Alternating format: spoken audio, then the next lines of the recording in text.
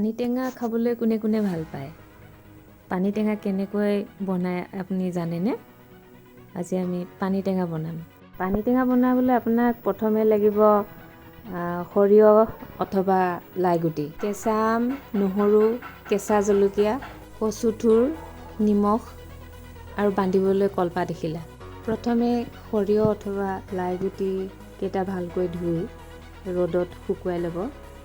তাৰপিছত মিক্সিত দি সেয়া খুন্দি ল'ব। মই ইয়াত লাইগুটি ব্যৱহাৰ কৰিছোঁ।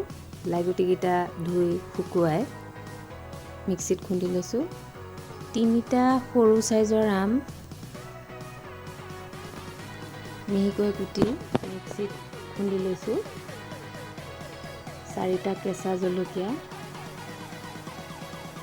4-5ডালমান কচুথুৰ, 10-15 ফুটামান নহৰু চাইজৰ লগত কথা।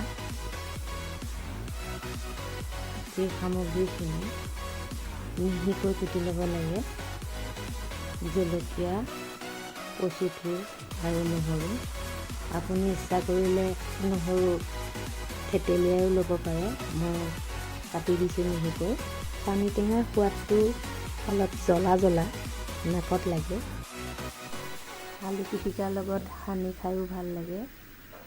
নহ'লেও এনেই ভাতৰ কাঁহীখনত অকণমান থাকিলে ভাতকেইটা খায়ো ভাল লাগে। পানী টেঙা বনাওঁতে 3 দিন সময় লাগে। মই এতিয়া বনাই থকা পদ্ধতিটো সম্পূৰ্ণ ঘৰুৱা। এতিয়া মিহিকৈ কাটি লোৱা জলকীয়া, কচুথুৰ, নহৰু আৰু খুন্দি থোৱা আমখিনিৰ সৈতে লাইগুটিখিনি ভালকৈ সানিব লাগিব।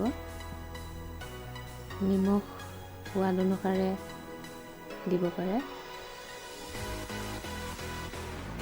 গোটেইখিনি যাতে ভালকৈ সানিয়লি হয় তাৰ বাবে ভালকৈ সানিব লাগিব।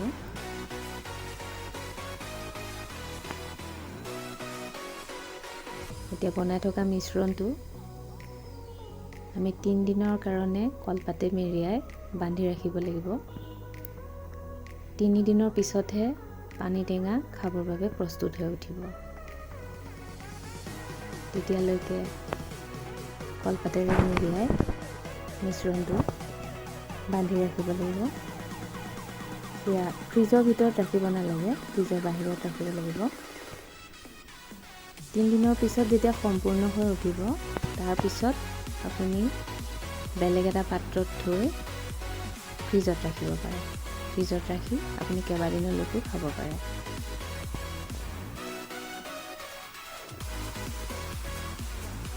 সৰিয়হ গুটিতকৈ লাই গুটি অলপ বেছি জ্বলা বুলি কয়। এয়া আমাৰ মিশ্ৰণটো তৈয়াৰ হৈছে। এতিয়া আমি কলপাতেৰে ভালকৈ মেৰিয়াই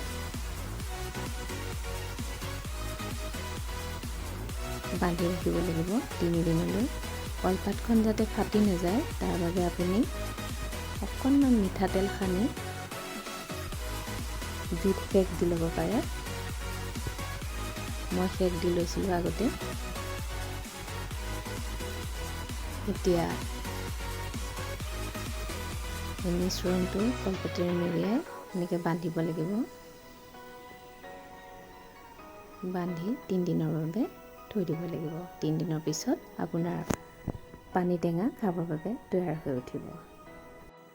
আপুনিও এবাৰ বনাই খাই চাবচোন কেনেকুৱা লাগে।